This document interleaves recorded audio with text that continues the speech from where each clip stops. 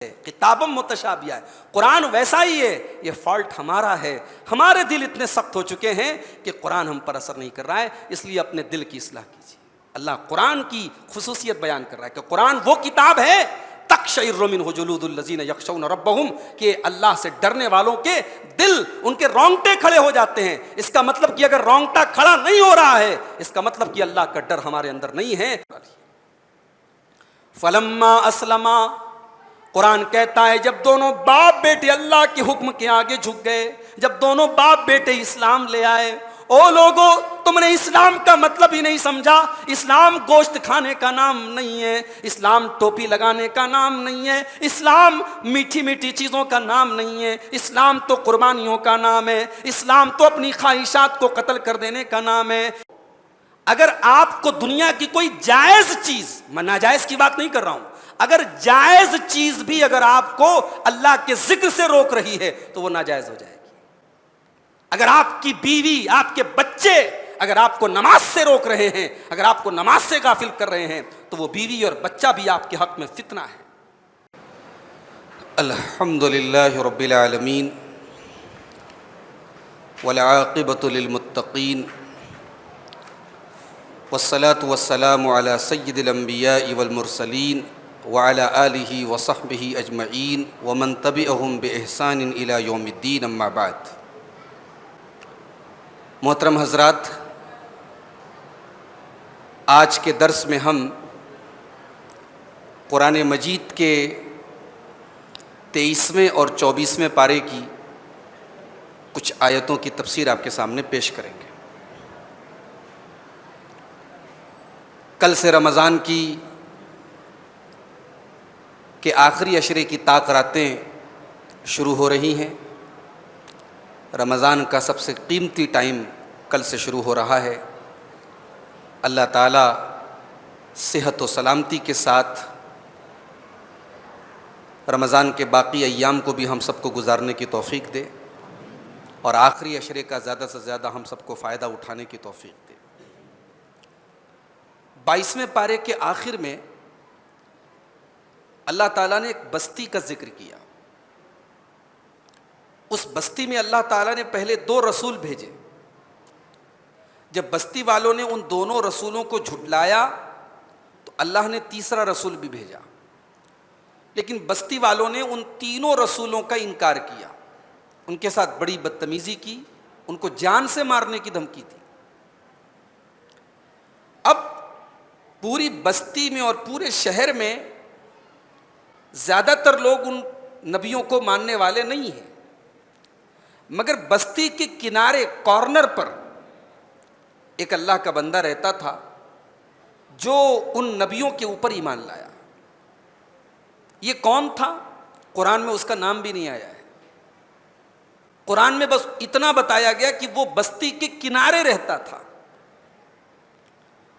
اس سے ایک بات یہ ثابت ہوئی کہ آپ کہاں رہتے ہیں یہ میٹر نہیں کرتا ہے۔ آپ مڈل آف دا سٹی میں ہیں کہ آپ کارنر آف دا سٹی میں ہیں، یہ میٹر نہیں کرتا ہے۔ میٹر یہ کرتا ہے کہ آپ کا اپنا عمل کیسا ہے، آپ کا کردار کیسا ہے، آپ کا کیریکٹر کیسا ہے۔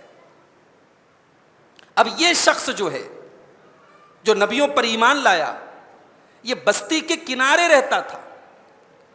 اللہ تعالیٰ 22ویں پارے کے آخر میں کہتا ہے وَجَاءَ رَجُلٌ مِّنْ أَقْصَى الْمَدِينَةِ وَجَاءَ مِنْ أَقْصَى الْمَدِينَةِ رَجُلٌ يَسْعَىٰ۔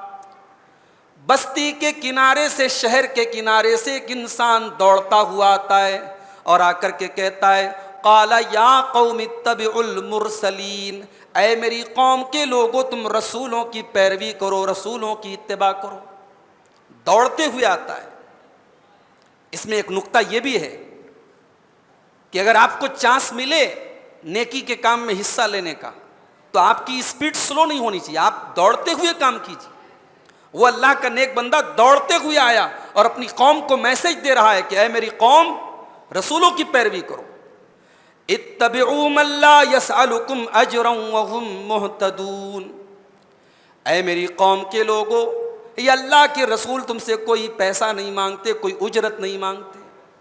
یہ اللہ کے رسول ہیں، یہ اللہ کے نبی ہیں، یہ اللہ کا پیغام تم کو بتا رہے ہیں، توحید کی دعوت دے رہے ہیں۔ یہ تم سے کوئی پیسہ تو نہیں مانگ رہے کہ جس سے تمہارا نقصان ہو، یہ تمہاری ہدایت کی بات کر رہے ہیں، تم ان کے اوپر ایمان کیوں نہیں لاتے؟ اب اس کے بعد یہاں سے قرآن کا 23واں پارہ اسٹارٹ ہو رہا ہے، وَمَا لِيَ لَا أَعْبُدُ الَّذِي فَطَرَنِي وَإِلَيْهِ تُرْجَعُونَ، اور میں کیوں نہ اس اللہ کی عبادت کروں جس اللہ نے مجھ کو پیدا کیا ہے اور مرنے کے بعد جس کے پاس مجھے لوٹ کر کے جانا ہے۔ أَتَّخِذُ مِن دُونِهِ آلِهَةً، کیا میں اللہ کو چھوڑ کر کے دوسروں کو اپنا معبود بناؤں؟ إِن يُرِدْنِ الرَّحْمَنُ بِضُرٍّ لَا تُغْنِ عَنِّي شَفَاعَتُهُمْ شَيْئًا وَلَا يُنْقِذُونَ، اگر اللہ تبارک و تعالی میرے ساتھ کسی نقصان کا ارادہ کرے، اگر اللہ تعالیٰ مجھے کوئی تکلیف پہنچانا چاہے تو تمہارے یہ جھوٹے معبود مجھے بچا نہیں سکتے، مجھے کوئی فائدہ نہیں پہنچا سکتے، مجھے اس مصیبت سے نجات نہیں دے سکتے۔ تو جب یہ کسی کام کے نہیں ہیں تو میں تمہارے معبودوں کی عبادت کیوں کروں، میں اللہ کی عبادت کیوں نہ کروں؟ انی اذا لفی ضلال مبین، اگر میں ایسا کروں گا تو میں بہت بڑی گمراہی میں مبتلا ہو جاؤں گا۔ اگر میں شرک کروں گا، اگر میں تمہارے معبودوں کی عبادت کروں گا تو میں بہت بڑی گمراہی میں مبتلا ہو جاؤں گا۔ انی آمنت بربکم فاسمعون، اے میری قوم کے لوگوں، میں تمہارے رب کے اوپر ایمان لے آیا ہوں، تم کان کھول کر کے سن لو۔ اس انسان نے نبیوں کی دعوت کو قبول کیا، ایمان لے آیا، بدلے میں قوم کے لوگوں نے اس کو قتل کر دیا، شہید ہو گیا وہ اللہ کے راستے میں۔ اب جب شہید ہو گیا اور اب جب وہ اللہ تعالیٰ کے یہاں جائے گا اور اللہ کی جنت کو دیکھے گا تو وہ کیا کہے گا؟ قیل ادخل الجنہ، اس سے کہا جائے گا کہ تو جنت میں چلا جا، تو جنت میں داخل ہو جا۔ قال یا لیت قومی یعلمون، تو جنت میں جانے کے بعد وہ نیک انسان اپنی قوم کے اوپر افسوس کا اظہار کرے گا اور کہے گا اے کاش میری قوم کے لوگ جانتے بما غفر لی ربی وجعلنی من المکرمین، کہ آج اللہ تعالیٰ نے میری ساری خطاؤں کو معاف کر کے مجھے جنت کے اندر جگہ دے دی ہے۔ اگر میری قوم کے لوگوں کو اس جنت کا احساس ہوتا، اگر جنت کی نعمتوں کا احساس ہوتا تو شاید میری قوم کے لوگ نبیوں کا انکار نہ کرتے اور اللہ کا انکار نہ کرتے۔ جنت میں جانے کے بعد بھی وہ مومن، وہ نیک انسان اپنی قوم کے لیے بد دعا نہیں کرے گا، اپنی قوم کا برا نہیں چاہے گا، بلکہ اس کے دل میں یہ ملال رہے گا کہ کاش میں جنت میں ہوں، میری قوم کے لوگوں نے میری بات مان لی ہوتی اور وہ بھی جنت میں گئے ہوتے۔ اس میں بہت بڑا سبق ہے ہمارے اور آپ کے لیے کہ داعی جو ہوتا ہے، جو دعوت دینے والا ہوتا ہے، اس کے دل میں اپنے مدعوین کے لیے، جن کو وہ دعوت دے رہا ہے، ان کے لیے ہمدردی ہونی چاہیے، ان کے لیے سمپیتھی ہونی چاہیے، ان کے لیے نفرت نہیں ہونی چاہیے، ان کے لیے آپ کے دل میں ہمدردی ہو کہ جیسے میں توحید پر ہوں، جیسے میں صحیح راستے پر ہوں، یہ بھی صحیح راستے پر آ جائیں۔ ان سے نفرت کرنا مسئلے کا حل نہیں ہے، ان کی ہمدردی کیجئے اور جہاں تک ہو سکے ان کو اس گمراہی سے نکال کر کے سیدھے راستے پر لانے کی کوشش کیجئے۔ اس کے بعد اللہ تعالیٰ نے قیامت کے دن کا نقشہ کھینچا، فرمایا کہ قیامت کے دن ہم تمہارے زبان کے اوپر مہر لگا دیں گے، تم قیامت کے دن جھوٹ نہیں بول سکتے، تم بولنا بھی چاہو تو نہیں بول سکتے، ہم تمہارے منہ کے اوپر مہر لگا دیں گے۔ الیوم نختم علی افواہہم وتکلمنا ایدیہم وتشہد ارجلہم بما کانوا یکسبون، آج ہم تمہارے منہ کے اوپر مہر لگا دیں گے، تم چاہ کر کے بھی اپنی زبان سے کوئی غلط بات نہیں بول سکتے، کوئی جھوٹی بات نہیں بول سکتے، تمہارے ہاتھ گواہی دیں گے کہ ان ہاتھوں نے کون کون سے کرتوت کیے ہیں، اور تمہارے پیر گواہی دیں گے تم کہاں کہاں چل کر کے گئے ہو، تمہارے سارے کرتوتوں کی گواہی تمہارے پارٹس آف باڈی دیں گے، تمہارے اعضائے بدن دیں گے، تمہارے ہاتھ اور پیر دیں گے۔ یہاں تو صرف ہاتھ اور پیر کا ذکر ہے، اور 24ویں پارے میں سورہ حامیم سجدہ میں فرمایا حتی اذا ما جاؤوها شہید علیہم سمعہم وابصارہم وجلودہم بما کانوا یعملون، قیامت کے دن تمہارے کان تمہارے خلاف گواہی دیں گے، تمہاری آنکھیں تمہارے خلاف گواہی دیں گی، تمہارے بدن کی اسکن تمہارے خلاف گواہی دے گی، تمہاری چمڑی تمہارے خلاف گواہی دے گی۔ وقالوا لجلودهم لما شهدتم علینا، اور انسان اپنی چمڑی سے کہے گا کہ تو کیسے بول رہی ہے، قالوا انطقنا اللہ الذی انطق کل شیء، تو انسان کی چمڑی کل اللہ کی بارگاہ میں کہے گی کہ جس اللہ نے سب کو بولنا سکھایا، اس اللہ نے آج ہمارے اندر بولنے کی طاقت دے دی، اور ہم تیرے پول کھولنے والے ہیں، ہم تیری کرتوتوں کو کھولنے والے ہیں۔ اللہ اکبر، کیسے کیسے گواہ ہم لے کر کے گھوم رہے ہیں میرے بھائی۔ انسان گناہ کرنے کے پہلے سوچے کہ قیامت کے دن اس کے خلاف کون کون گواہی دے گا۔ اس کا ہاتھ گواہی دے گا، اس کے پیر گواہی دیں گے، اس کے کان گواہی دیں گے، جن آنکھوں سے اس نے گندی چیزوں کو دیکھا ہے وہ آنکھیں گواہی دیں گی، اس کے بدن کی چمڑی گواہی دے گی۔ انسان کیسے بچ پائے گا ان گواہوں کے رہتے ہوئے؟ کیسے انکار کر پائے گا؟ منہ پر تو پہلے مہر لگ جائے گی۔ انسان جھٹلا نہیں سکتا اللہ کے بارگاہ میں، اس کے اعضائے بدن گواہی دیں گے۔ اس کے بعد اللہ نے ایک بات فرمائی کہ وَمَن نُعَمِّرْهُ نُنَكِّسْهُ فِي الْخَلْقِ، جسے ہم عمر دراز کرتے ہیں، جسے ہم بوڑھا کر دیتے ہیں، اس کی تخلیق کو ہم الٹ دیتے ہیں۔ انسان بچپن میں کمزور ہوتا ہے، پھر جوانی میں طاقتور ہوتا ہے، پھر بڑھاپے میں کمزور ہوتا ہے۔ یہ روٹیشن ہے انسانی لائف میں، یہ روٹیشن چل رہا ہے۔ انسان گھوم کر کے پھر اسی دور پر آ جاتا ہے جو بچپن میں تھا۔ بچپن کا دور کمزوری کا دور ہے۔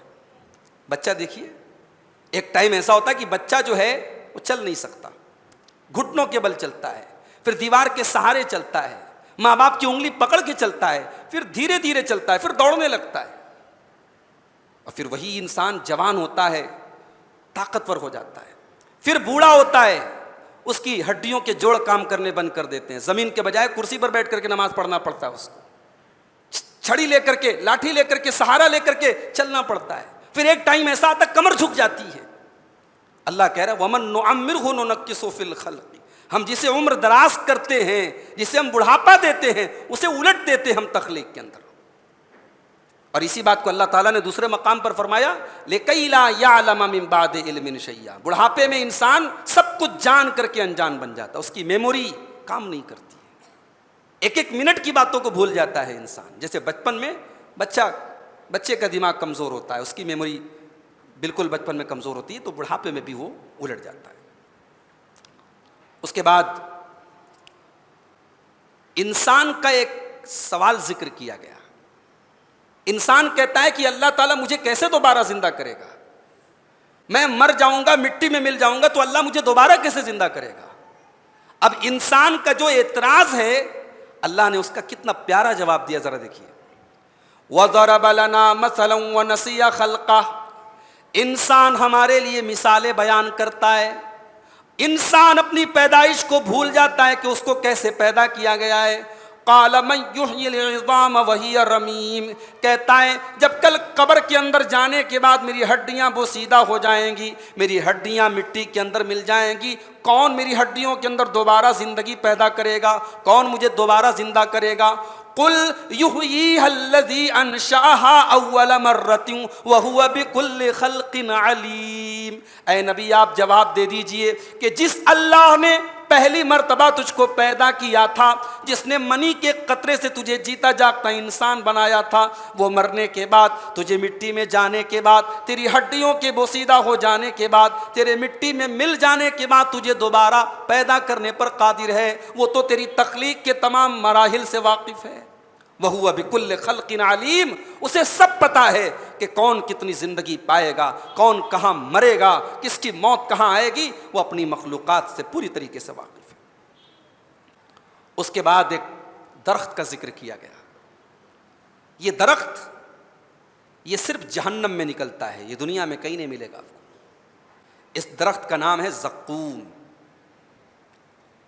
اللہ تعالیٰ نے جنت کا ذکر کیا، جنت کی نعمتوں کا ذکر کیا، اور اس کے بعد زقوم کا ذکر کیا۔ اللہ نے فرمایا اذالک خیر نزلا ام شجرۃ الزقوم، میرے بندو یہ بتاؤ کہ جنت زیادہ اچھی ہے، جنت زیادہ بہتر ہے، یا زقوم کا پیڑ زیادہ بہتر ہے، زقوم کا درخت زیادہ بہتر ہے؟ انا جعلناہا فتنۃ للظالمین، ہم نے زقوم کے درخت کو آزمائش بنایا ہے، ہم نے فتنہ بنایا ہے ظالموں کے لیے۔ جب زقوم کا ذکر آتا تھا تو مکہ کے کافر کہتے تھے ایسا کیسے پاسبل ہے، آگ کے اندر پیڑ کیسے نکل سکتا ہے، یہ نہیں ہو سکتا۔ تو مکہ کے کافروں کے لیے، مشرکوں کے لیے بڑی عجیب بات تھی کہ جہنم کے اندر پیڑ نکلے گا۔ اللہ نے کہا کہ اس پیڑ کو ہم نے فتنہ بنایا ہے، اس پیڑ کو ہم نے آزمائش بنایا ہے۔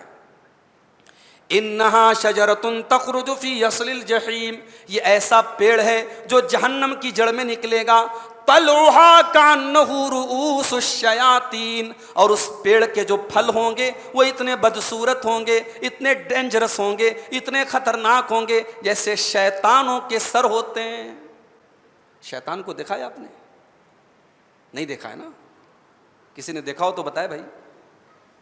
لیکن ہم شیطان کی مثال دیتے ہیں، کوئی بہت ہی بدصورت ہوتا ہے کہتے ہیں یار بالکل شیطان لگتا ہے، اور بڑا خوبصورت ہوتا ہے تو ہم کہتے ہیں فرشتے کے جیسا خوبصورت ہے، فرشتے کے جیسا معصوم ہے۔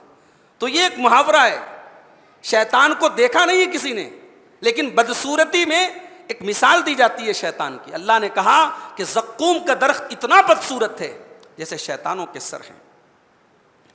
فَإِنَّهُمْ لَآكِلُونَ مِنْهَا فَمَالِئُونَ مِنْهَا الْبُطُونَ، اسی زقوم کے درخت کو جہنمی کھائیں گے اور اس سے اپنا پیٹ بھریں گے، اور صرف پیٹ ہی نہیں بھریں گے، ثُمَّ إِنَّ لَهُمْ عَلَيْهَا لَشَوْبًا مِّنْ حَمِيمٍ، پھر کھولتا ہوا گرم پانی بھی اس کے اوپر سے ان کو پلایا جائے گا۔ یہ ہوگا جہنمیوں کا کھانا، ان کو کھلایا جائے گا یہ زقوم کا درخت، اور اس کے بعد کھولتا ہوا پانی ان کو پلایا جائے گا۔ اللہ ہم سب کی حفاظت فرمائے۔ اس کے بعد حضرت ابراہیم کا واقعہ ذکر کیا گیا۔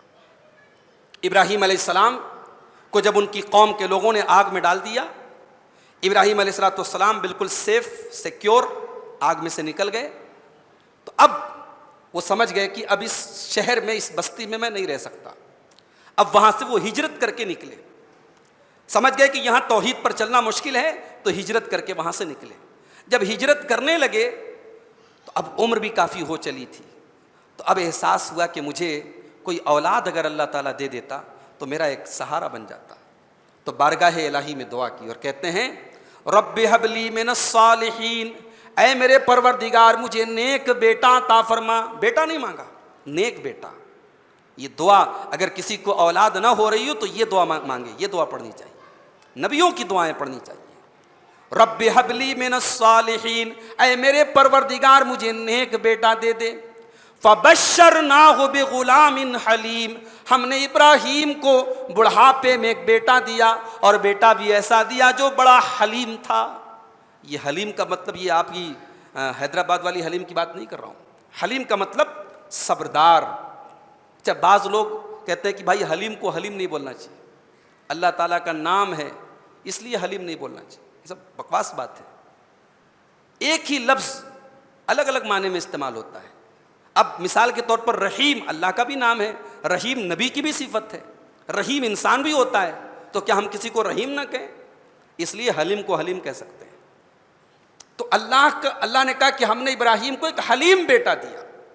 حلیم کا مطلب برداشت کرنے والا، جذبات میں نہ آئے، سوجھ بوجھ رکھنے والا، کسی معاملے کو سمجھ بوجھ کر کے کام کرنے والا، اس کو کہتے ہیں حلیم۔ اللہ نے کہا ہم نے ان کو ایک حلیم بیٹا دیا۔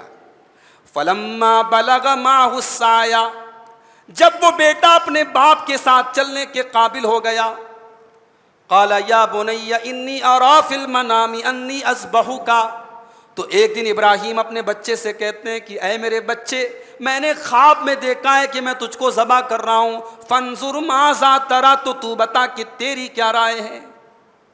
سوال یہ پیدا ہوتا ہے کہ اگر ابراہیم کو حکم ملا تھا کہ اپنے بیٹے کو ذبح کر دو، تو بیٹے سے رائے کیوں لے رہے ہیں؟ اللہ نے یہ تو نہیں کہا تھا کہ پہلے بیٹے سے رائے لے لو پھر ذبح کرو، اللہ کا حکم ہے ڈائریکٹ ذبح کر دینا چاہیے تھا، بیٹے سے رائے کیوں لے رہے ہیں؟ ابراہیم دیکھنا چاہتے ہیں کہ اس امتحان میں صرف میں ہی کھرا اتر رہا ہوں یا میرا بیٹا بھی اس امتحان کو پار کرنے کے لیے تیار ہے، اور ابراہیم یہ بھی دیکھنا چاہتے تھے کہ میرا بیٹا جس کو میں نے بڑی دعاؤں سے مانگا ہے، بڑی آرزوؤں اور بڑی منتوں کے بعد وہ بچہ مجھے ملا ہے، یہ بچہ اس کا کیریکٹر کیسا ہے، یہ میرا بیٹا ہے، ابراہیم کا بیٹا ہے، تو اس کے اندر کچھ گن ہے کہ نہیں اپنے باپ کے۔ تو حضرت ابراہیم اپنے بچے سے رائے لے رہے ہیں۔ اس میں ایک سبق اور بھی ہے کہ بڑے جب چھوٹوں کو کسی بات کا حکم دیں تو حکم بھی اتنے پیار سے دیں کہ وہ لگے کہ رائے دے رہے ہیں۔ اللہ ہمارے یہاں کیا ہوتا ہے صاحب، ہم چاہتے ہیں کہ ہر چیز ڈنڈے کے زور سے منوا لیں۔ ہر چیز ڈنڈے کے زور سے نہیں منوائی جاتی ہے۔ بہت ساری چیزیں ایسی ہوتی ہیں نا کہ آپ صرف اپنا لہجہ بدل لیں، اپنے بات کرنے کا انداز بدل لیں تو مسئلہ حل ہو جاتا ہے۔ پرابلم یہ ہے کہ باپ یہ سمجھتا ہے صاحب ہم باپ ہیں، میرا بیٹا ہے، کیا مجال ہے میری بات نہ مانے۔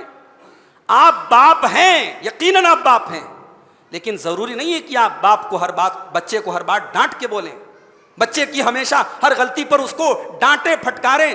بعض باتیں محبت سے بھی حل ہوتی ہیں۔ ابراہیم علیہ السلام نے یہ سبق دیا کہ بڑوں کو چاہیے کہ بچوں کو حکم بھی اس انداز میں دے کہ لگے کہ ایڈوائس دے رہے ہیں، مشورہ دے رہے ہیں۔ میرے بچے بتا تیری کیا رائے ہے؟ اب بچہ تو ابراہیم کا بچہ ہے، کیا جواب دیتا ہے؟ قال یا ابت فعل ما تؤمر ستجدنی ان شاء اللہ من الصابرین۔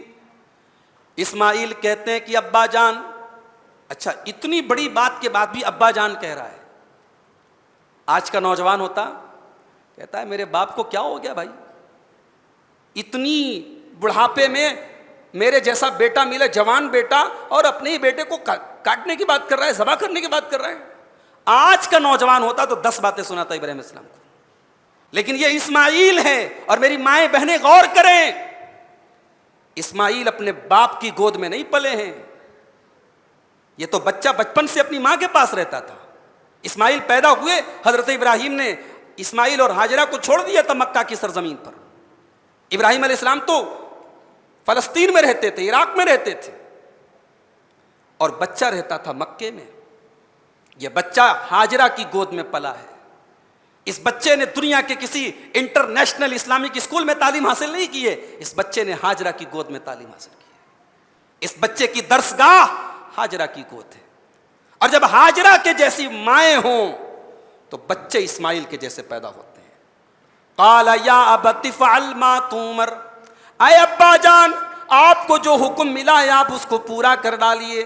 ستجدنی، اگر اللہ نے چاہا تو ان قریب آپ مجھے صبر کرنے والا پائیں گے۔ اچھا یہ نہیں کہا کہ میں صبر کر لوں گا، میرے اندر اتنا گٹس ہے، میرے اندر اتنا کمال ہے، کہا اگر اللہ نے چاہا، میرا کمال نہیں ہے، اگر اللہ نے چاہا تو انشاءاللہ آپ مجھے صبر کرنے والا پائیں گے۔ یہ ہوتی ہے مومن کی لینگویج۔ مومن بڑے سے بڑا کام کرے اللہ کی مشیت پر سونپ دیتا ہے، اور کافر اور منافق چھوٹے موٹے کام کو بھی سمجھتا ہے کہ صاحب یہ میں نے بہت بڑا تیر مار لیا۔ اسماعیل کہتے ہیں کہ ابا جان آپ کو جو حکم ملا ہے آپ پورا کر ڈالیے۔ علامہ اقبال کہتے ہیں یہ فیضان نظر تھا یا کہ مکتب کی کرامت تھی، یہ فیضان نظر تھا یا کہ مکتب کی کرامت تھی، سکھائے کس نے اسماعیل کو آداب فرزندی، اسماعیل کو یہ آداب کس نے سکھائے، اپنے باپ سے ایسی تمیز سے بات کرنا ہے اور اللہ کے حکم پر ایسا ری ایکشن کرنا ہے، یہ باتیں کس نے سکھائی ہیں؟ یہ اس مدرسے کی کرامت تھی، یہ اس ماں کی گود کی کرامت تھی، یہ ہاجرہ کی تعلیم کی کرامت تھی، یہ ہاجرہ کی تربیت کا نتیجہ تھا۔ کہا کہ ابا جان آپ کر ڈالیے۔ فلما اسلما، قرآن کہتا ہے جب دونوں باپ بیٹے اللہ کے حکم کے آگے جھک گئے، جب دونوں باپ بیٹے اسلام لے آئے۔ او لوگو تم نے اسلام کا مطلب ہی نہیں سمجھا، اسلام گوشت کھانے کا نام نہیں ہے، اسلام ٹوپی لگانے کا نام نہیں ہے، اسلام میٹھی میٹھی چیزوں کا نام نہیں ہے، اسلام تو قربانیوں کا نام ہے، اسلام تو اپنی خواہشات کو قتل کر دینے کا نام ہے، اسلام تو اس چیز کا نام ہے کہ باپ اپنے بیٹے کو ذبح کرنے کے لیے تیار ہو گیا ہے۔ قرآن کہتا ہے فلما اسلما، جب دونوں باپ بیٹے اسلام لے آئے، یعنی دونوں باپ بیٹے اللہ کے حکم کے آگے سرنڈر کر دیتے ہیں، اللہ کے حکم کو تسلیم کر لیتے ہیں۔ وَتَلَّهُ لِلْجَبِينِ، اور باپ نے بیٹے کو پیشانی کے بل لٹایا۔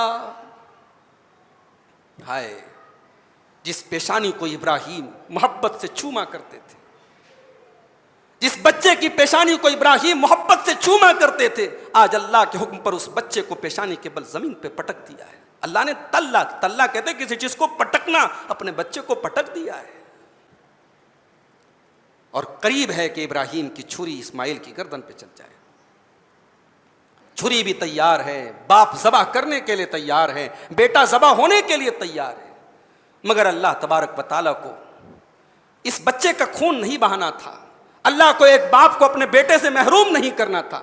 اللہ تو دیکھنا چاہتا ہے کہ میرا خلیل حقیقت میں میرا خلیل ہے بھی کہ نہیں ہے، میرے خلیل کے دل میں سب سے زیادہ میری محبت ہے بھی کہ نہیں ہے، کہیں ایسا تو نہیں کہ جوان بیٹا ملا ہے تو اس کی محبت مجھ سے زیادہ ہو گئی ہے۔ جب ابراہیم نے اپنی چھری اپنے ہاتھ میں لی اور بیٹے کے گردن پہ چلانے کے لیے تیار ہو گئے تو آسمان سے ندا آئی، وَنَادَيْنَاهُ أَن يَا إِبْرَاهِيمُ قَدْ صَدَّقْتَ الرُّؤْيَا إِنَّا كَذَلِكَ نَجْزِي الْمُحْسِنِينَ۔ اے ابراہیم رک جاؤ، تم نے اپنے خواب کو سچا کر دکھایا۔ اے ابراہیم تم نے اللہ کے امتحان کو پار کر لیا، ہم ایسے ہی نیک لوگوں کو بدلہ دیا کرتے ہیں۔ وَفَدَيْنَاهُ بِذِبْحٍ عَظِيمٍ، اور اے ابراہیم اس قربانی کے بدلے ہم تم کو بہت عظیم قربانی دینے جا رہے ہیں۔ اب قیامت تک جتنے اہل ایمان ہوں گے، جتنے اہل توحید ہوں گے، وہ قیامت تک اللہ کا نام لے کر کے جب اپنے اپنے جانوروں کی قربانی کریں گے، اے ابراہیم وہ تیری سنت کو زندہ کریں گے، وہ تیرے طریقے کو زندہ کریں گے، وہ تجھ کو یاد کریں گے۔ یہ ہے حضرت ابراہیم علیہ السلام کی قربانی کا فلسفہ۔ اس کے بعد حضرت یونس کا ذکر کیا گیا۔ حضرت یونس کا واقعہ اس کے پہلے سورہ یونس میں بھی آیا ہے، سورہ انبیاء میں بھی آیا ہے، اور وہاں میں نے بتایا تھا کہ حضرت یونس علیہ السلام نے 3 دن کا الٹیمیٹم دیا تھا اپنی بستی کو کہ 3 دن کے اندر تمہارے اوپر اللہ کا عذاب آئے گا، اور یہ کہہ کر کے بستی سے نکل گئے۔ لیکن جب عذاب کے آثار آسمان پہ نظر آئے تو بستی والوں نے اجتماعی طور پر توبہ کر لی اور اللہ نے عذاب کو ٹال دیا۔ اب حضرت یونس علیہ السلام نے جب یہ دیکھا کہ عذاب نہیں آیا تو ان کو لگا کہ اب میں اگر جاؤں گا تو جھوٹا قرار دیا جاؤں گا، ہو سکتا ہے قوم کے لوگ مجھے قتل کر دیں، ابھی تک عذاب نہیں آیا۔ تو اللہ کے حکم کے بغیر اور اللہ کے اشارے کے بغیر حضرت یونس علیہ السلام بستی چھوڑ کے نکل پڑے۔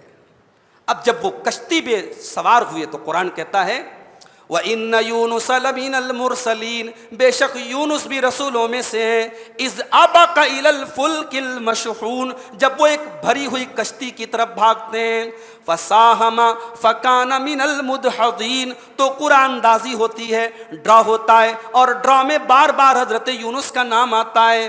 فَالْتَقَمَهُ الْحُوتُ وَهُوَ مُلِيمٌ، تو مچھلی ان کو نگل لیتی ہے، اس حال میں کہ یونس علیہ السلام اپنے آپ کو برا بھلا کہہ رہے تھے، ان کو مچھلی نے نگل لیا۔ فلولا انہ کان من المسبحین، اگر یونس علیہ السلام اللہ کی تسبیح بیان کرنے والے نہ ہوتے، للبث فی بطنہ الی یوم یبعثون، تو قیامت تک وہ مچھلی کے پیٹ میں رہتے۔ اگر تسبیح نہ بیان کی ہوتی ہماری تو قیامت تک ہم ان کو مچھلی کے پیٹ میں رکھتے۔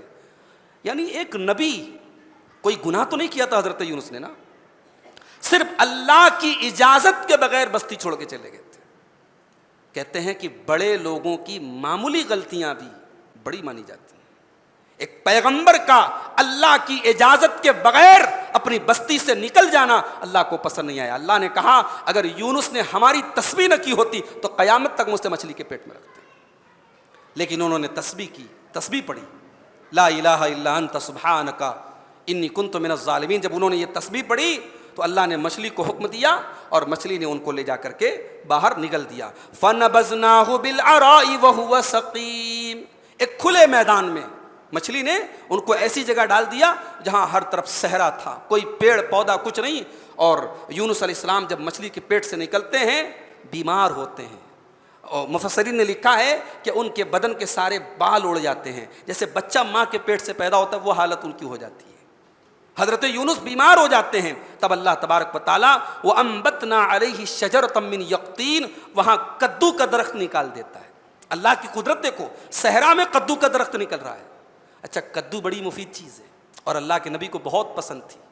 اللہ کے نبی صلی اللہ علیہ وسلم کھانا کھاتے تھے تو حدیث میں آتا ہے کہ پلیٹ کے کنارے سے تلاش کر کر کے کدو کھاتے تھے. ممبئی میں پروگرام ہوتا ہے میرا, تو ممبئی میں اکثر وہاں دال گوشت بنتا ہے, وہاں اکثر پروگرام وغیرہ میں دعوت میں دال گوشت بنتا ہے, اور اس میں خاص طور سے بڑے بڑے کدو کے پیسز رہتے ہیں, بڑا اچھا لگتا ہے. تو کدو جو ہے اللہ کے رسول کی محبوب غذا ہے, اور کدو بہت مفید چیز ہے, اور ڈاکٹرز بھی بتاتے ہیں کہ کدو جو ہوتا ہے یہ اینٹی سیپٹک بھی ہوتا ہے, انسان کی اسکن کے لیے بھی بہت مفید ہے.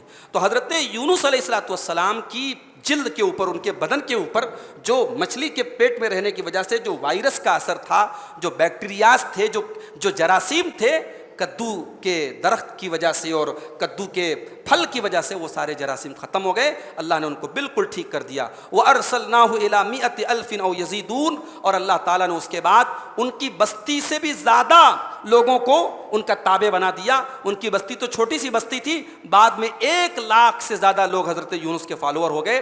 فَآمَنُوا فَمَتَّعْنَاهُمْ إِلَىٰ حِينٍ, اور حضرت یونس پر ایمان لائے, اور اللہ نے ایک مخصوص وقت تک ان کو اپنی نعمتوں کا فائدہ پہنچایا. اس کے بعد اللہ تعالیٰ نے حضرت سلیمان کا واقعہ بیان کیا. حضرت سلیمان علیہ السلام بہت بڑے پیغمبر اور بہت بڑے بادشاہ بھی تھے. ایک دن عصر کی نماز کا ٹائم تھا, حضرت سلیمان علیہ السلام کے گھوڑے, بڑے شاندار گھوڑے ان کے سامنے لائے گئے. اتنے خوبصورت گھوڑے تھے کہ حضرت سلیمان علیہ السلام ان گھوڑوں کو دیکھنے میں اتنے محو ہو گئے کہ عصر کا ٹائم نکل گیا, سورج غروب ہو گیا اور پتہ نہیں چلا. ہمارا نوجوان آج کل IPL کے میچ میں بھیڑا رہتا ہے نا, اتنا زیادہ بھیڑا رہتا ہے کہ ادھر تراویح کی نماز ختم ہو, ادھر پہلے اسکور دیکھتا ہے. ایسا لگتا ہے قبولیت کا میسج آ گیا کہ صاحب آپ کی تراویح قبول ہو گئی. مسجد میں دیکھتا ہوں اسکور دیکھتے رہتے ہیں. تو یہ جو, اگر آپ کو دنیا کی کوئی جائز چیز, میں ناجائز کی بات نہیں کر رہا ہوں, اگر جائز چیز بھی اگر آپ کو اللہ کے ذکر سے روک رہی ہے تو وہ ناجائز ہو جائے گی. اگر آپ کی بیوی, آپ کے بچے اگر آپ کو نماز سے روک رہے ہیں, اگر آپ کو نماز سے غافل کر رہے ہیں, تو وہ بیوی اور بچہ بھی آپ کے حق میں فتنہ ہے. حضرت سلیمان علیہ السلام, اللہ فرماتا ہے وَوَهَبْنَا لِدَاؤُودَ سُلَيْمَانَ, ہم نے داؤد کو سلیمان عطا فرمایا.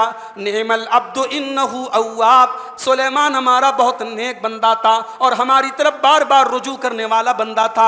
اذ عرض علیہ بالعشی الصافنات الجیاد, شام کا ٹائم تھا, عصر کا ٹائم تھا, اور سلیمان علیہ السلام کے خوبصورت گھوڑے ان کے سامنے لائے گئے. فقال انی احببت حب الخیر عن ذکر ربی حتی توارت بالحجاب.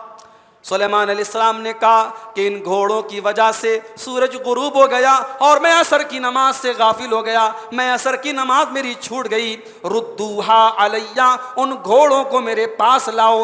فتفقا مسحم بالسوق والاعناق, اور حضرت سلیمان نے ان تمام گھوڑوں کو ذبح کرنے کا حکم دے دیا. ان کی گردنوں پر اور ان کی پنڈلیوں پر چھری پھیرنے لگے, ان سب کو ذبح کرنے کا حکم دے دیا. جو چیز مجھے اللہ کے ذکر سے غافل کر رہی ہے اس چیز کو میں رکھوں گا ہی نہیں. حضرت سلیمان نے سارے گھوڑوں کو ذبح کروا دیا. ویسے گھوڑا حلال ہے, یہ بات یاد رکھیے, گھوڑا حلال ہے. تو حضرت سلیمان علیہ السلام نے سارے گھوڑوں کو ذبح کروا دیا. اس میں سبق یہ ہے کہ جو چیز آپ کو یہ محسوس ہو کہ آپ کو اللہ کے ذکر سے غافل کر رہی ہے, آپ کی جاب ہی کیوں نہ ہو, آپ کا پروفیشن ہی کیوں نہ ہو, اگر ہو سکے تو وہ پروفیشن چھوڑ دو, ہو سکے تو وہ جاب چھوڑ دو, اور اگر نہیں چھوڑ سکتے تو کم سے کم اس جاب کو ایسا مت بناؤ کہ وہ آپ کو اللہ کے ذکر سے غافل کر دے. اگر نماز کا ٹائم ہے تو دکان, تجارت, بزنس, جاب, نوکری, سب سے بڑھ کر کے نماز ہے. دنیا کی قیمتی سے قیمتی چیز اللہ کے ذکر سے بڑھ کے نہیں ہے, نماز سے بڑھ کر کے نہیں ہے. حضرت سلیمان نے سبق دیا, سارے گھوڑوں کو انہوں نے ذبح کر ڈلوایا. اس کے بعد قرآن کا ذکر کیا اللہ نے کہ قرآن کیسی کتاب ہے. اللہ نزل احسن الحدیث, اللہ نے سب سے بہترین کلام اتارا ہے. کتاب متشابہہ, ایک ایسی کتاب اللہ نے اتاری ہے جو ملتی جلتی کتاب ہے, جس کے مضامین آپس میں ملتے جلتے ہیں. تک مسانیہ، اور اس قرآن کی آیتیں بار بار دہرائی جانے والی ہیں، نمازوں کے اندر بار بار پڑھی جاتی ہیں، بار بار اس کی تلاوت کی جاتی ہے۔ تقشعر منہ جلود الذین یخشون ربہم، اور یہ قرآن وہ کتاب ہے جس کو سن کر کے ان لوگوں کے رونگٹے کھڑے ہو جاتے ہیں جو اپنے رب سے ڈرتے ہیں۔ ثم تلین جلودہم وقلوبہم الی ذکر اللہ، اور یہ قرآن ایسی کتاب ہے جس کو پڑھ کر کے، جس کو سن کر کے لوگوں کے دل اور لوگوں کی چمڑی اللہ کے ذکر کی طرف مائل ہو جاتی ہے، جس کو پڑھنے کے بعد انسان کے دل میں اللہ کو یاد کرنے کا جذبہ پیدا ہوتا ہے۔ یہ قرآن وہ کتاب ہے۔ اب آپ اپنے اوپر سیٹ کر لیجئے کہ کیا قرآن ہمارے اور آپ کے رونگٹے کھڑے کر رہا ہے؟ کیا قرآن ہمیں اللہ کے ذکر کی طرف مائل کر رہا ہے، ہمارے دلوں کو نرم کر رہا ہے، ہمارے بدن کی چمڑی کو نرم کر رہا ہے؟ اگر نہیں کر رہا ہے، اور حقیقت میں نہیں کر رہا ہے، تو اٹس ناٹ فالٹ آف قرآن، یہ قرآن کا فالٹ نہیں ہے۔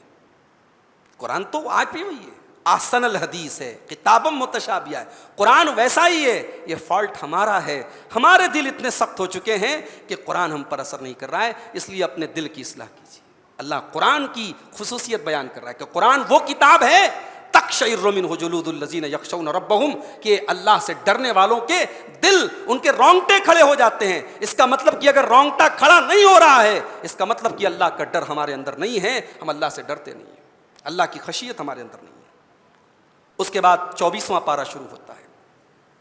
24ویں پارے کی پہلی آیت، فَمَن أَظْلَمُ مِمَّنْ كَذَبَ عَلَى اللَّهِ، اس سے بڑا ظالم کون ہے جو اللہ کے بارے میں جھوٹ بولتا ہے، وَكَذَّبَ بِالصِّدْقِ إِذْ جَاءَهُ، اور سچائی کو جھٹلاتا ہے سچائی کے آ جانے کے بعد۔ أَلَيْسَ فِي جَهَنَّمَ مَثْوًى لِّلْكَافِرِينَ، کیا جہنم کافروں کا ٹھکانہ نہیں ہے؟ جو لوگ شرک کرتے ہیں وہ بہت بڑے ظالم ہیں۔ ایک ظلم تو وہ اللہ کے بارے میں کرتے ہیں، اللہ کے ساتھ شرک کرتے ہیں، پھر یہ کہتے ہیں کہ صاحب یہ شرک غلط نہیں ہے، اللہ ہی نے ہم کو شرک کرنے کا حکم دیا، یہ اللہ کے اوپر جھوٹ باندھتے ہیں، یہ دوسرا ظلم ہے۔ پھر تیسرا ظلم، وہ اللہ کے رسولوں کو نہیں مانتے۔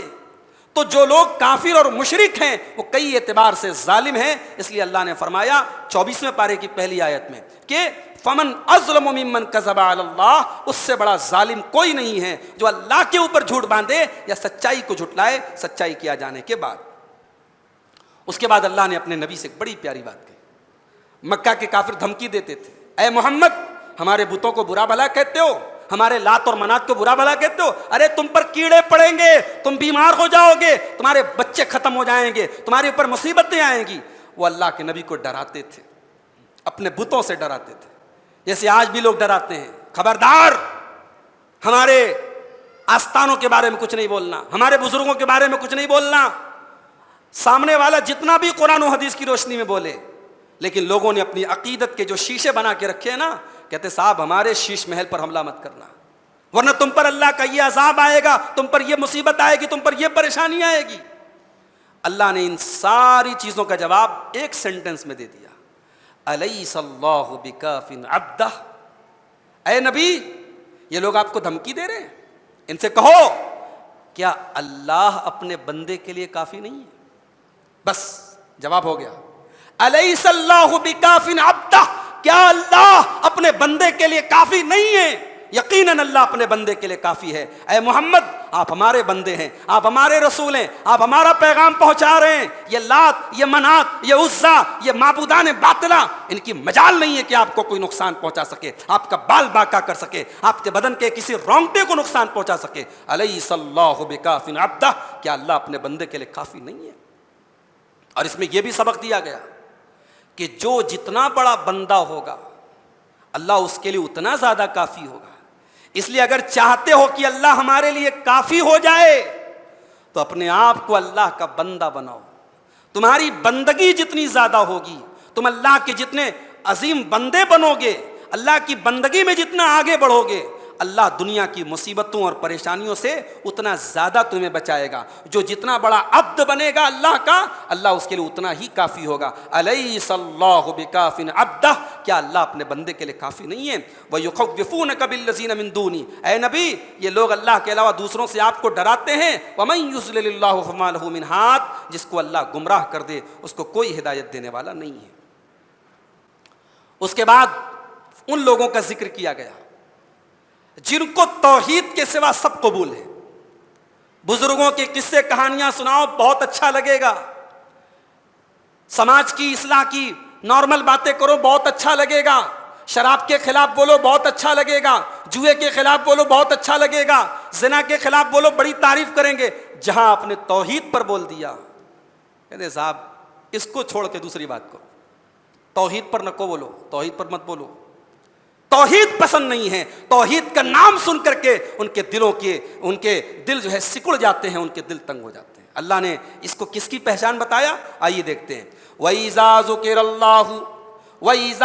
اللَّهُ وَحْدَهُ اشْمَأَزَّتْ قُلُوبُ الَّذِينَ لَا يُؤْمِنُونَ بِالْآخِرَةِ، جب صرف اللہ کا ذکر کیا جاتا ہے، جب اللہ کی توحید کا ذکر کیا جاتا ہے تو ان کے دل سکڑنے لگتے ہیں، جو آخرت کے اوپر یقین نہیں رکھتے ہیں، جو آخرت کے اوپر ایمان نہیں رکھتے ہیں۔ وَإِذَا ذُكِرَ الَّذِينَ مِن دُونِهِ إِذَا هُمْ يَسْتَبْشِرُونَ، اور جب اللہ کے علاوہ دوسروں کا ذکر کیا جاتا ہے تو وہ خوش ہو جاتے ہیں، اللہ کی توحید کے ذکر پر ناراض ہوتے ہیں، اور اللہ کو چھوڑ کر کے کوئی اور بات کی جائے تو بہت خوش ہو جاتے ہیں۔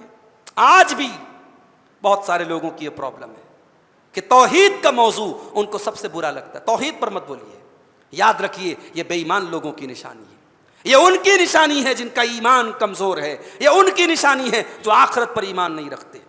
جو اللہ پر ایمان رکھتا ہے اس کا فیورٹ ٹاپک ہے توحید، اس کا پسندیدہ موضوع ہے توحید، اس کے سامنے جتنی توحید بیان کرو وہ خوش ہوتا ہے۔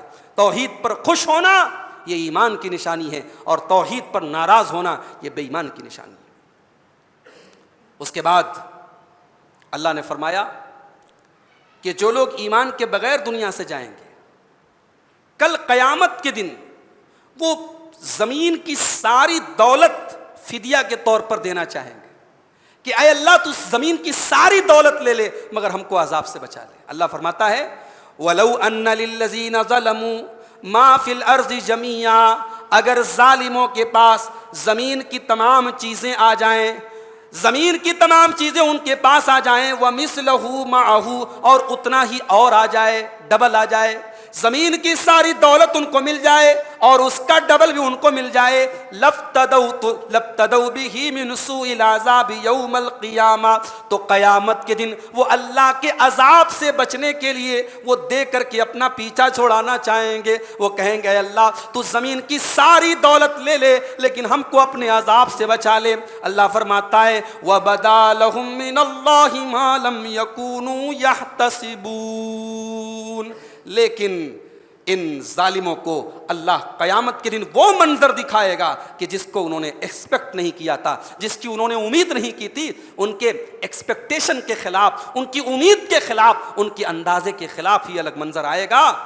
حضرت سفیان ثوری جب اس آیت کو پڑھتے تھے تو کہتے تھے ویل لأہل الریا، ویل لأہل الریا، ریاکاری کرنے والوں کے لیے بربادی ہے، دکھاوا کرنے والوں کے لیے بربادی ہے۔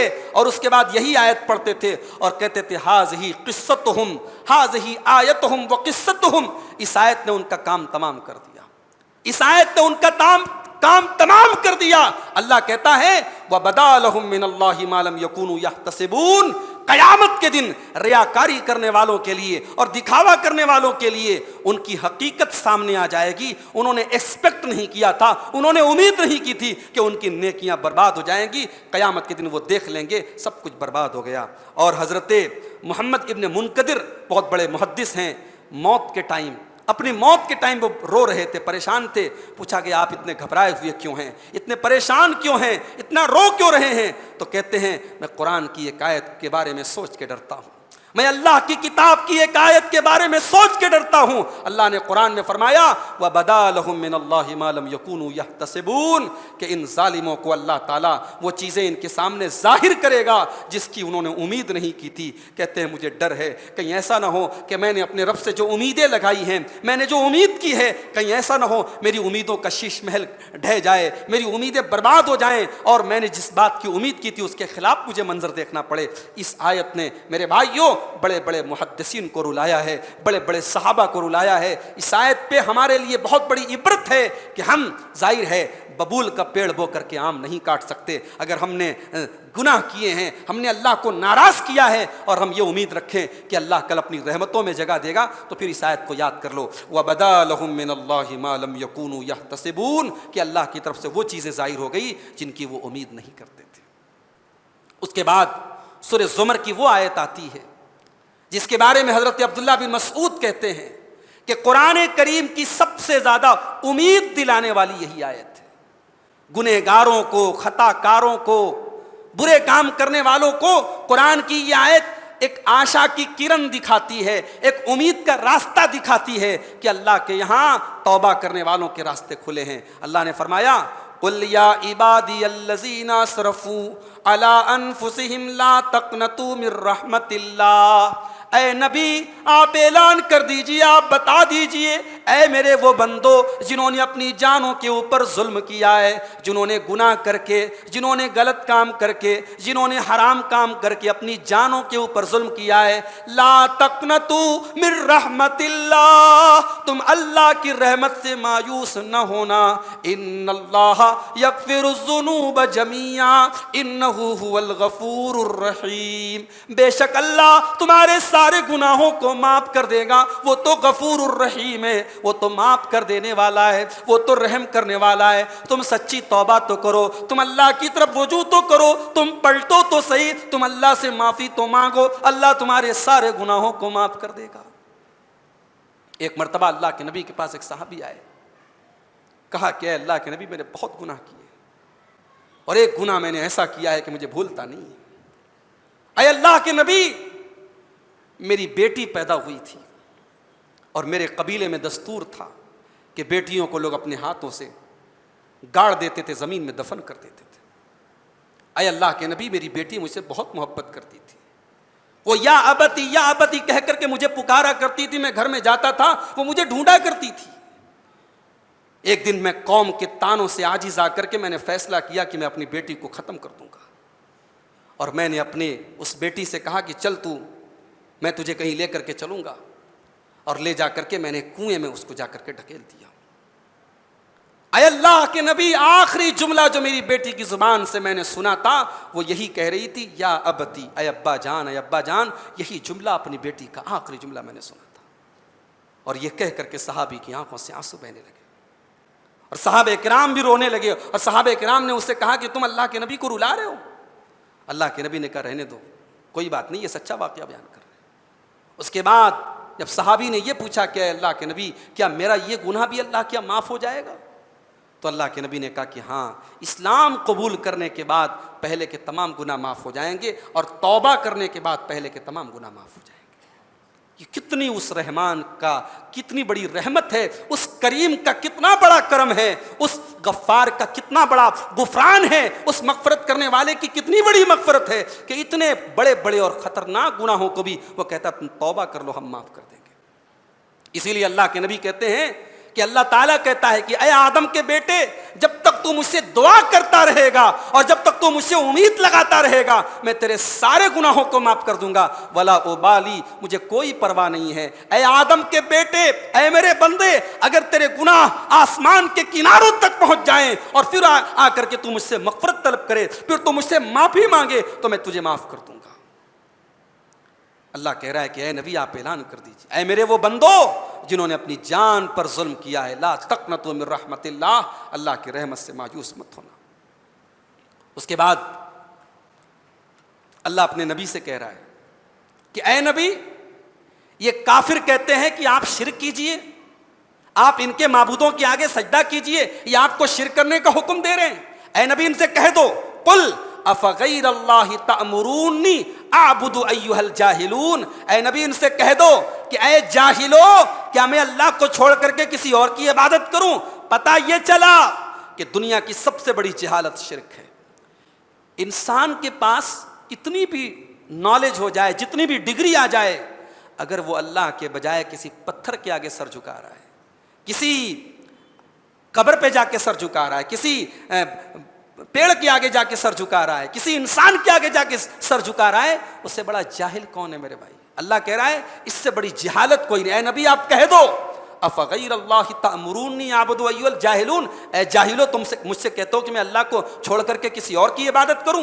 وَلَقَدْ أُوحِيَ إِلَيْكَ وَإِلَى الَّذِينَ مِن قَبْلِكَ لَئِنْ أَشْرَكْتَ لَيَحْبَطَنَّ عَمَلُكَ وَلَتَكُونَنَّ مِنَ الْخَاسِرِينَ۔ اے نبی آپ بھی سن لیجئے، اے میرے حبیب آپ بھی سن لیجئے، آپ کو بھی ہم بتا رہے ہیں، اور آپ سے پہلے جتنے نبی آئے ہم نے سب کو یہ بات بتائی تھی کہ اگر آپ نے شرک کر دیا تو آپ کی ساری نیکیاں برباد ہو جائیں گی۔ یہ شرک اتنا خطرناک گناہ ہے کہ نبی سے اللہ کہہ رہا ہے کہ اگر آپ نے بھی، حالانکہ نبی شرک نہیں کر سکتے، نبی کی ذات معصوم ہے، مگر اللہ نبی کے ذریعے نبی کی امت کو سبق دے رہا ہے کہ اے نبی اگر آپ نے بھی شرک کر دیا تو آپ کی ساری نیکیاں برباد ہو جائیں گی۔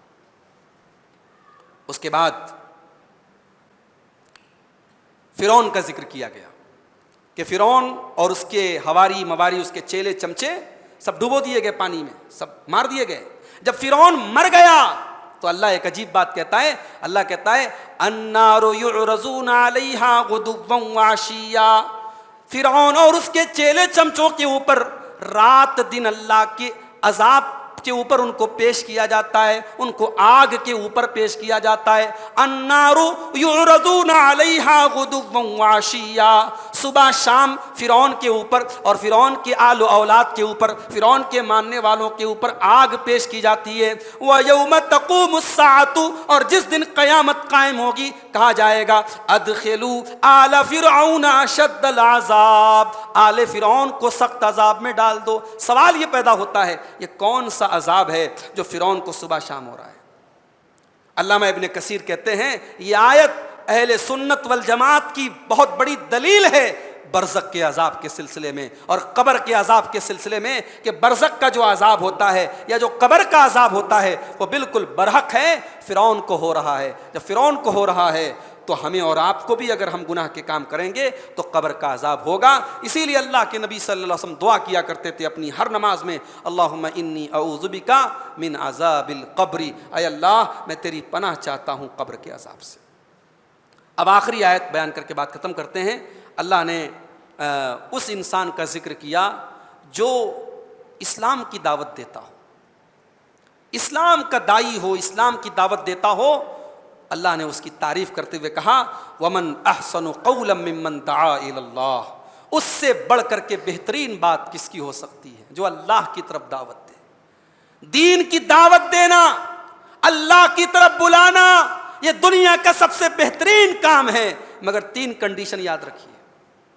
وَمَنْ أَحْسَنُ قَوْلًا مِّمَّنْ دَعَا إِلَى اللَّهِ، اس سے بڑھ کر کے اچھی بات کس کی ہو سکتی ہے جو اللہ کی طرف دعوت دیتا ہو۔ پتہ یہ چلا دعوت اپنے بزرگوں کی طرف نہ دیتا ہو، دعوت اپنے مسلک کی طرف نہ دیتا ہو، دعوت اپنے منمانے طریقے کی نہ دیتا ہو، دعوت کس سے کہانیوں کی نہ دیتا ہو، تبلیغ وہ جھوٹی کہانیوں کی نہ کرتا ہو، وہ تبلیغ کرتا ہو تو رب کے قرآن کی کرتا ہو، وہ تبلیغ کرتا ہو تو مصطفیٰ کے فرمان کی کرتا ہو۔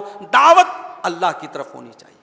ایک بات تو یہ پتہ لگی، جو اپنی طرف بلائے وہ بہت بڑا گمراہ ہے۔ جو یہ کہے کہ صاحب مجھے مان لو، میری بزرگی کرو، میرا احترام کرو، میرے بزرگوں کا احترام کرو، میری کہانیوں کو سچا مان لو، اور جس کی دعوت و تبلیغ کی بنیاد جھوٹی کہانیوں پر ہو اور اپنے قصے واقعات اور اپنے من گھڑت واقعات پر ہو، وہ دعا الی اللہ کے اندر شامل نہیں ہے۔ اللہ نے فرمایا سب سے بہترین بات اس کی ہے جو اللہ کی طرف دعوت دے۔ دوسری چیز وَعَمِلَ صَالِحًا، دعوت دے رہا ہے نا، وہ تبلیغ کر رہا ہے نا، اس کا خود کا عمل کیسا ہے، اس کا خود کا عمل کیسا ہے؟ ایسا نہ ہو کہ دعوت دے رہا ہے نماز کی خود بے نمازی ہے، دعوت دے رہا ہے پاک دامنی کی خود بدکار ہے، دعوت دے رہا ہے توحید کی خود مشرک ہے۔ وہ دعوت اگر توحید کی دے رہا ہے، اسلام کی دے رہا ہے، تو اس کا اپنا عمل بھی ٹھیک ہونا چاہیے۔ اور تیسری چیز وقال اننی من المسلمین، اور اسے کہنے میں اسے کوئی شرم نہ ہو کہ میں مسلمان ہوں۔